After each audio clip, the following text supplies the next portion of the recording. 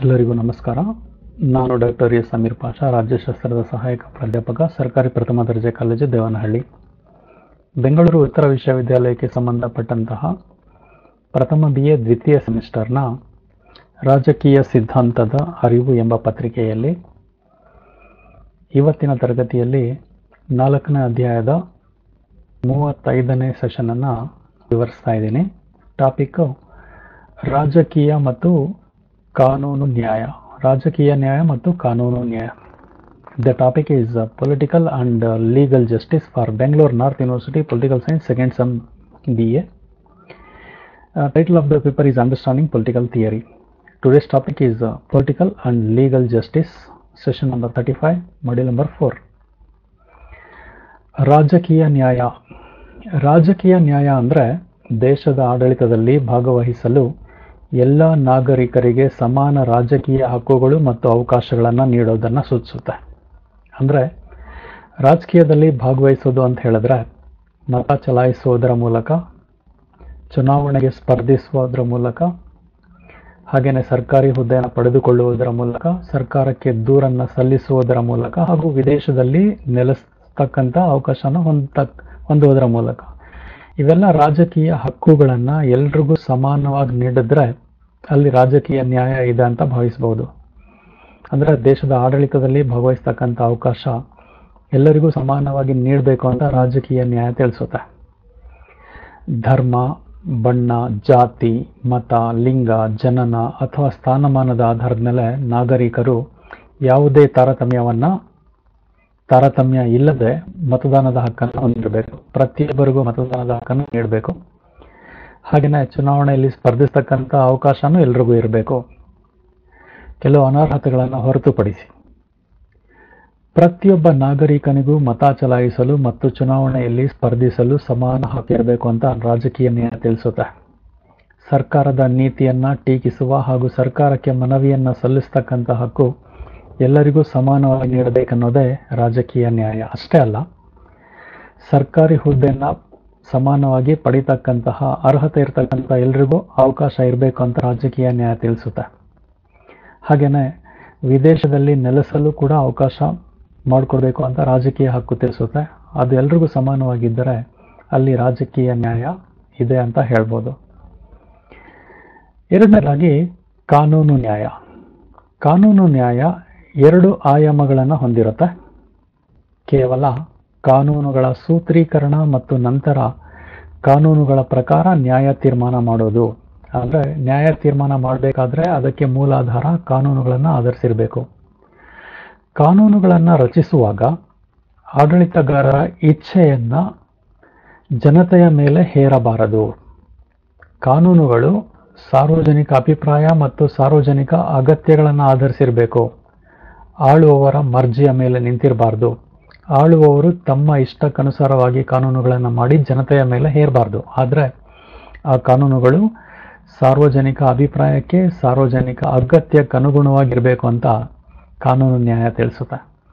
ಸಾಮಾಜಿಕ ಮೌಲ್ಯಗಳು, ನೈತಿಕತೆ, ಸಂಪ್ರದಾಯಗಳು, ನ್ಯಾಯ ಮತ್ತು ಅನ್ಯಾಯದ ಕಲ್ಪನೆಯನ್ನು ಕಾನೂನು ಮಾಡೋಕ್ಕೆ ಮುಂಚೆ ಆಡಳಿತಗಾರರು ಗಮನದಲ್ಲಿ ಇರಿಸಿಕೊಳ್ಬೇಕು. ಕಾನೂನುಗಳು ಸಾಮಾಜಿಕ ಮೌಲ್ಯಗಳು ಮತ್ತು ನೈತಿಕತೆಯ ನಿಯಮಗಳನ್ನು ಪೂರೈಸದೇ ಇದ್ದಾಗ ನಾಗರಿಕರು ನಿಜವಾಗಿಯೂ ಕಾನೂನುಗಳನ್ನು ಸ್ವೀಕರಿಸೋದಿಲ್ಲ ಅಥವಾ ಅನುಸರಿಸೋದಿಲ್ಲ ಅಥವಾ ಪಾಲಿಸೋದಿಲ್ಲ. ನಾಗರಿಕರು ಕಾನೂನುಗಳನ್ನು ಪಾಲಿಸಬೇಕಾದ್ರೆ ಆ ಕಾನೂನುಗಳು ಸಾಮಾಜಿಕ ಮೌಲ್ಯಗಳು ಮತ್ತು ನೈತಿಕತೆಯ ನಿಯಮಗಳನ್ನು ಪೂರೈಸಬೇಕಾಗುತ್ತೆ.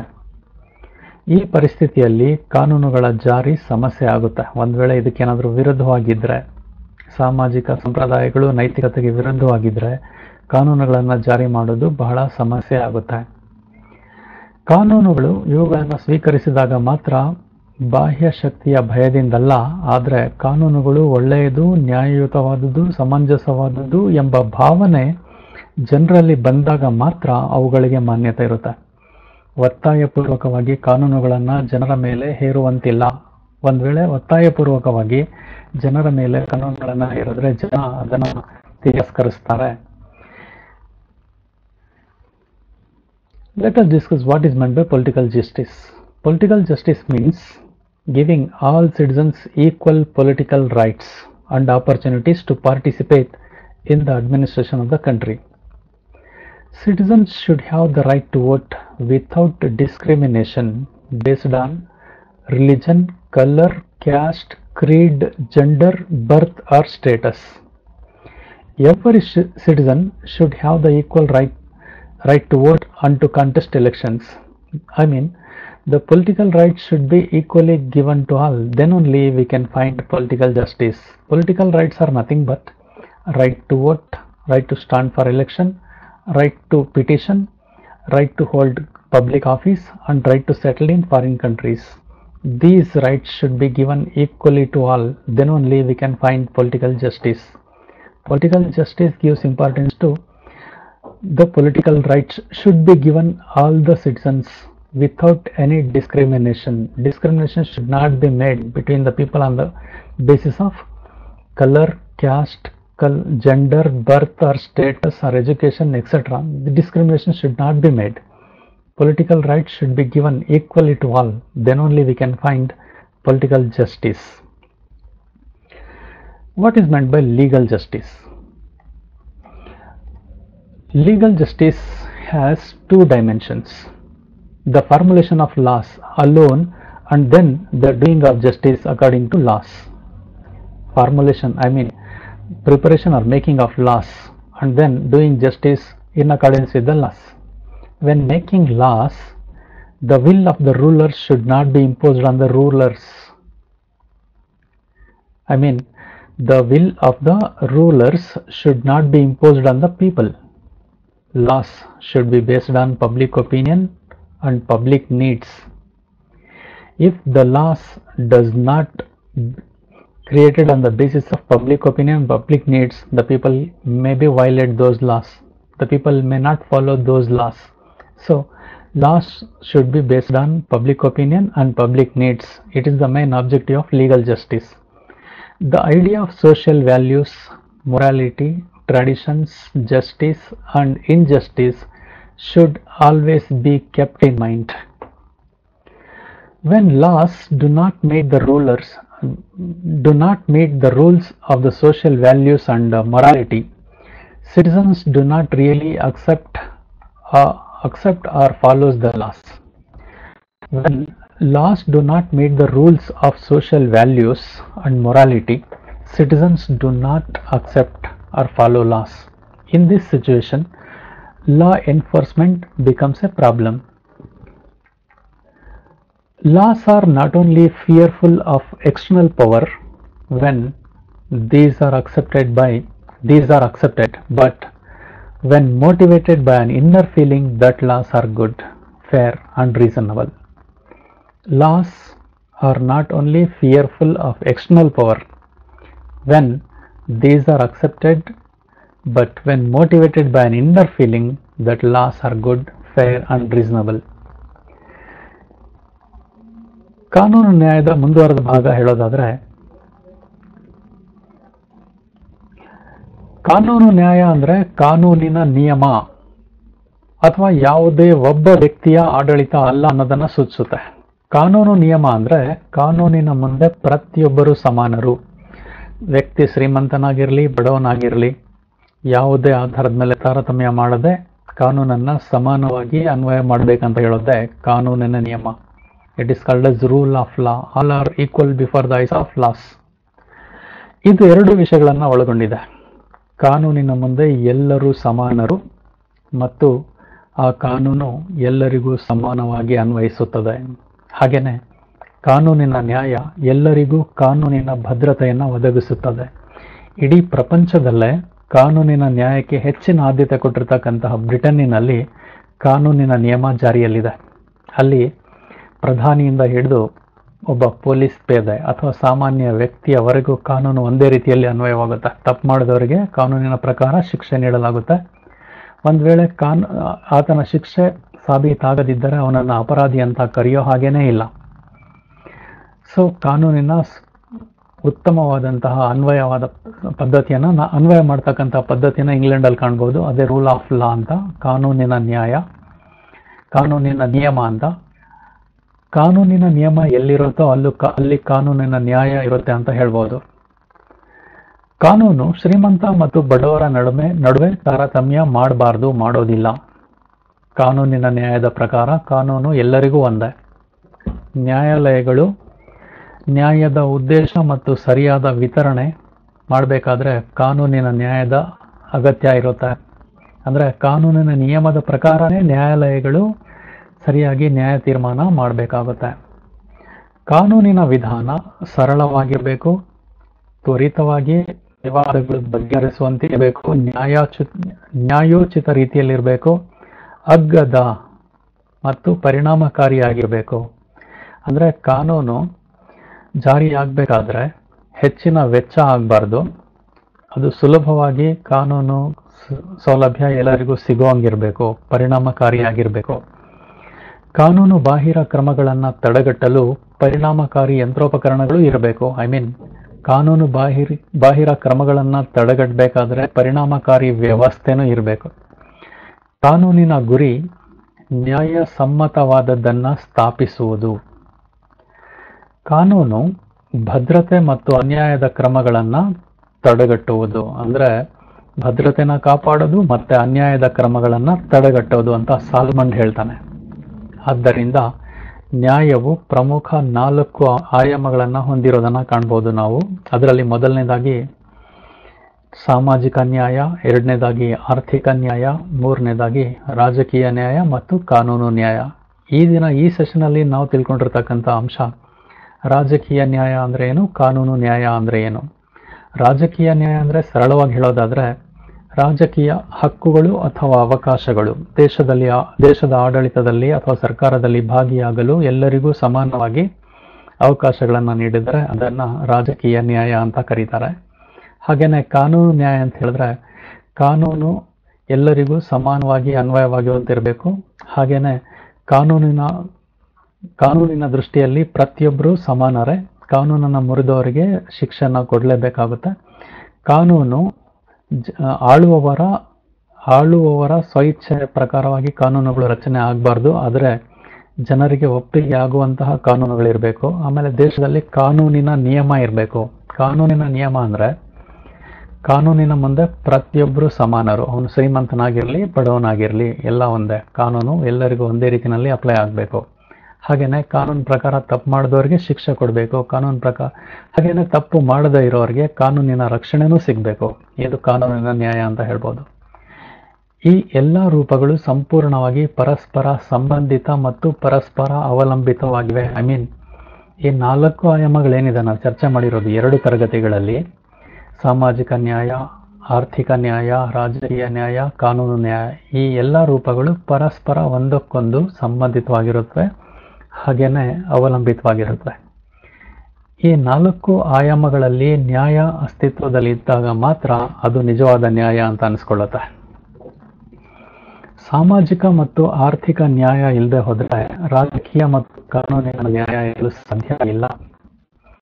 ಸಮಾಜದಲ್ಲಿ ಸಮಾನತೆ ಇರಬೇಕು, ಸಮಾನ ಅವಕಾಶಗಳು ಸಿಗಬೇಕು, ಎಲ್ಲರೂ ಚೆನ್ನಾಗಿರ್ಬೇಕು, ಆರ್ಥಿಕವಾಗಿ ಉತ್ತಮವಾಗಿರಬೇಕು. ಆಗ ಮಾತ್ರ ರಾಜಕೀಯ ನ್ಯಾಯನೂ ಸಿಗುತ್ತೆ, ಕಾನೂನು ನ್ಯಾಯನೂ ಸಿಗುತ್ತೆ. ಇಲ್ಲದೆ ಹೋದರೆ ಸಾಮಾಜಿಕ ಭದ್ರತೆ ಇಲ್ಲದೆ ಹೋದರೆ, ಆರ್ಥಿಕ ಭದ್ರತೆ ಇಲ್ಲದೆ ಹೋದರೆ, ಜನ ಬಡತನದಲ್ಲಿದ್ದರೆ, ಜನರು ಬದುಕೋದೇ ಕಷ್ಟ ಅಂತ ಅನ್ನಿಸಿದಾಗ ಅವರಿಗೆ ಯಾವ ನ್ಯಾಯವೂ ಸಿಗೋ ಸಾಧ್ಯತೆಗಳಿರೋದಿಲ್ಲ. ಹಾಗಾಗಿ ಸಾಮಾಜಿಕ ಮತ್ತು ಆರ್ಥಿಕ ನ್ಯಾಯ ಮೊದಲಿದ್ದರೆ ಆಮೇಲೆ ರಾಜಕೀಯ ಮತ್ತು ಕಾನೂನು ನ್ಯಾಯ ಸಿಗುತ್ತೆ ಪ್ರತಿಯೊಬ್ಬರಿಗೂ. ಸಾಮಾಜಿಕ ಮತ್ತು ಆರ್ಥಿಕ ಅಸಮಾನತೆಗಳ ಉಪಸ್ಥಿತಿಯು ಯಾವಾಗಲೂ ರಾಜಕೀಯ ಮತ್ತು ಸಮಾನ ನ್ಯಾಯದ ನಿರಾಕರಣೆಗೆ ಕಾರಣವಾಗುತ್ತೆ. ಇದು ವಾಸ್ತವ.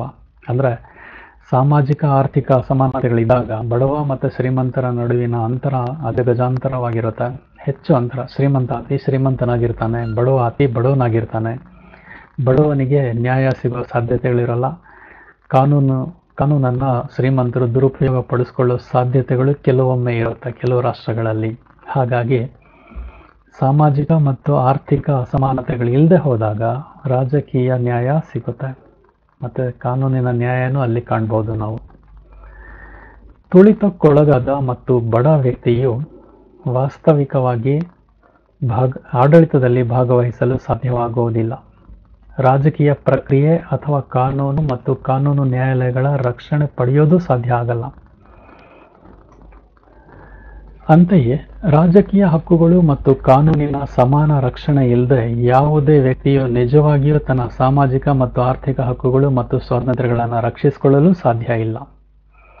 ರಾಜಕೀಯ ಹಕ್ಕುಗಳಿಲ್ಲದೆ ಕಾನೂನಿನ ಸಮಾನ ರಕ್ಷಣೆ ಇಲ್ಲದೆ ಇದ್ರೆ ವ್ಯಕ್ತಿ ತನ್ನ ಸಾಮಾಜಿಕ ಆರ್ಥಿಕ ಹಕ್ಕುಗಳನ್ನು ಹಾಗೆಯೇ ವ್ಯಕ್ತಿಗಿರ್ತಕ್ಕಂಥ ಸ್ವಾತಂತ್ರ್ಯಗಳನ್ನು ರಕ್ಷಣೆ ಮಾಡ್ಕೊಳ್ಳೋಕ್ಕಾಗೋದಿಲ್ಲ. ಇದಲ್ಲದೆ ನ್ಯಾಯಕ್ಕೆ ಸಮಾಜದಲ್ಲಿ ಹಕ್ಕುಗಳು, ಸ್ವಾತಂತ್ರ್ಯ, ಸಮಾನತೆ ಅದರ ಉಪಸ್ಥಿತಿ ಅಗತ್ಯವಿದೆ. ಆಗ ಮಾತ್ರ ಅದು ನಿಜವಾಗಿ ಸಮಾಜದಲ್ಲಿ ಜೀವನವನ್ನು ನಿರೂಪಿಸುತ್ತದೆ. Legal justice continued. Legal justice means the rule of law and not the administration of any person. Rule of law is nothing but all are equal before the eyes of laws. Everyone should be treated equally before the eyes of laws. Law should be applicable to all equally. That is called as rule of law. When there is rule of law, we can find there is legal justice. It consists of two things. Everyone is equal before the law, and that law applies equally to all. That is the objective of rule of law. Where there is rule of law, we can find legal justice. It provides legal security to everyone. This is very important. Legal security can be provided only on the basis of rule of law. The law does not discriminate between rich and poor. The purpose and proper distribution of justice by the courts is an essential element of legal justice. The legal process should be simple, quick, fair, inexpensive, and effective. There must be effective machinery to prevent illegal actions. The goal of the law is to establish what is legitimate, legal security, and the prevention of unfair practices. This is the opinion expressed by Salman concerned with legal justice. Once again I repeat the same quotation given from Salman. The goal of law is to establish what is legitimate, legal security, and the prevention of unfair practices. Therefore, justice has four main dimensions: social justice, economic justice, political justice, and legal justice. All these forms are completely interrelated and interdependent. It is only when justice exists in these four dimensions there can be no true political or legal justice without social and economic justice. Social and economic justice will help to enjoy political and legal justice. The presence of social and economic inequalities always leads to the denial of political and equal rights. The oppressed and impoverished person is virtually unable to participate in the political process or the protection of the law and legal courts. The oppressed and impoverished person is virtually unable to participate in the political process because lack of economic opportunities and lack of political opportunities, or the protection of the law and the legal courts. Similarly, no person can truly protect his social and economic rights and freedoms without equal protection of political rights and law. By the help of political rights and law, the people can protect their social and economic rights and freedoms. Moreover, justice requires the presence of rights, liberty, and equality in the society, and only then does it truly characterize life in society. Thank you.